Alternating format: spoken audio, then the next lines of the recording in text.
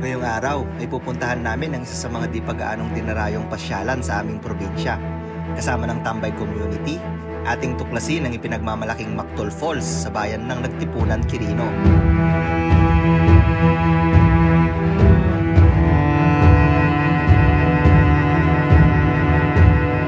Tara at samahan nyo kami sa aming panibagong adventure sa araw na ito.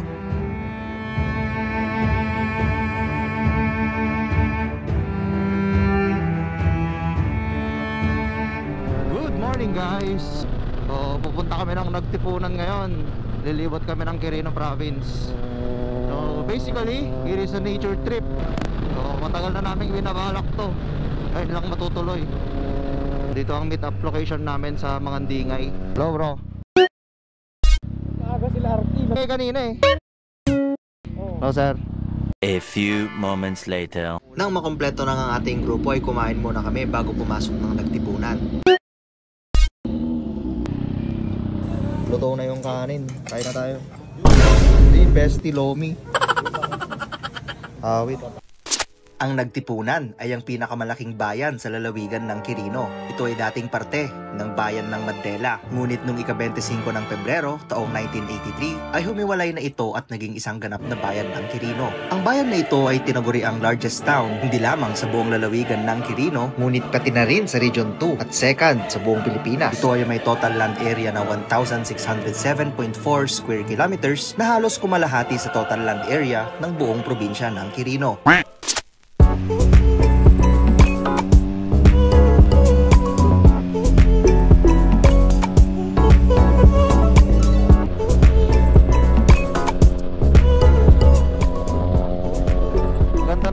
Namin guys, makikita nyo to, napakaganda.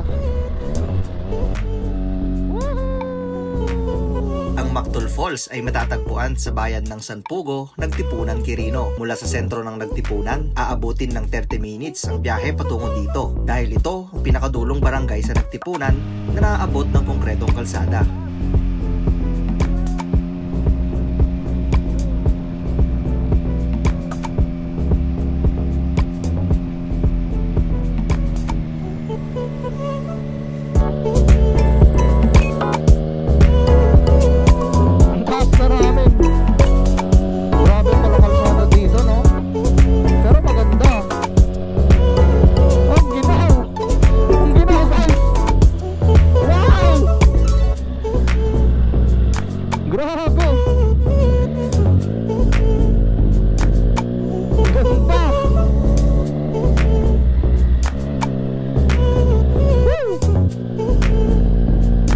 Napakataas oh.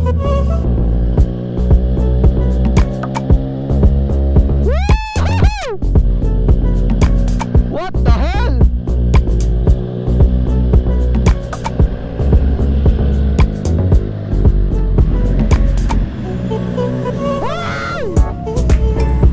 Grabe.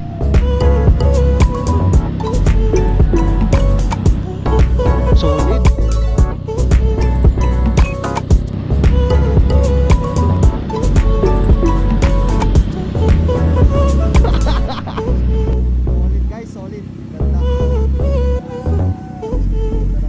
Napakaganda nga ng tanawin sa papuntang San Pugo.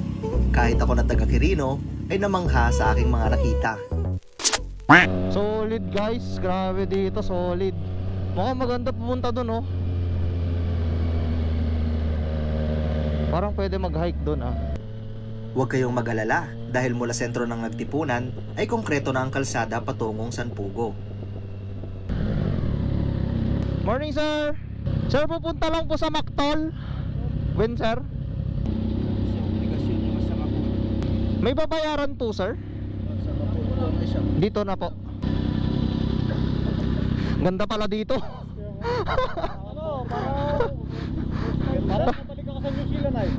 Taga dito ako sir, pero ngayon lang nagpunta dito. Okay guys, so barangay police yun. So nagbayad lang kami ng 10 pesos siguro for environmental fees. Then diretso na kami sa Mactol Falls. So magbayad lang kayo dun, tapos register kayo ng name nyo. Ay ganda oh. Wow! Grabe. Napakaganda guys. May ganito pala sa Quirino. Grabe guys, ang ganda. Wow! Ayun yung Mactol Falls, ayun o, nasa baba. Nagpakita na siya.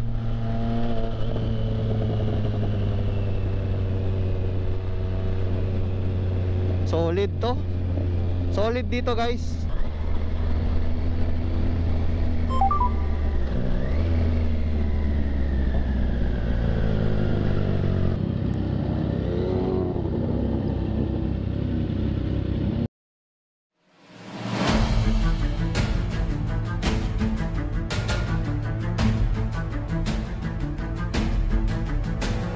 So yun guys, nakapagpalipad na tayo and bababa na tayo ngayon. Meron lang walking to, pero saglit lang.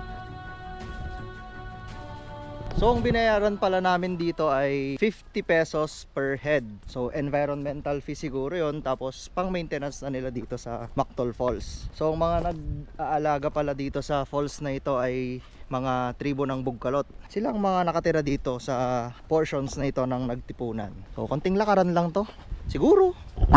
Ang daan papunta sa waterfalls ay malapit lang mula sa kalsada, ngunit ito ay napakatarik.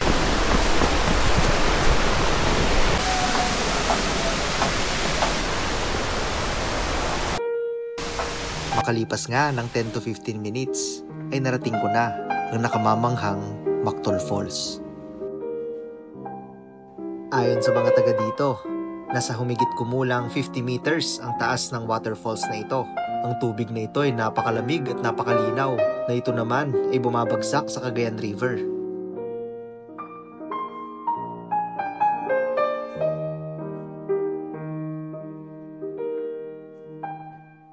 O siya, dito ko na tatapusin ang video. Hanggang sa susunod nating adventure, paalam!